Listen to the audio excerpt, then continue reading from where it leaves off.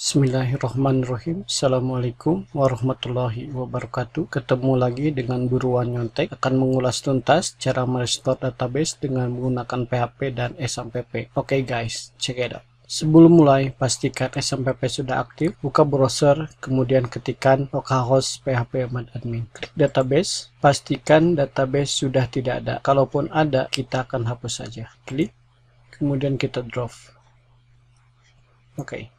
Kemudian kita bikin lagi database baru. Nama ini disesuaikan dengan file tempat folder kita berada. Sebaiknya nama file ini disesuaikan dengan nama database. Klik create. Kalau sebelumnya pada saat membuat database kita ngisi tabel di sini, tetapi karena kita akan merestore, kita akan import, kemudian kita browse di mana file itu berada. Kebetulan kita taruh di folder download, kemudian kita pilih open di sini Buruan Nyontek ketik SQL, kemudian kita go.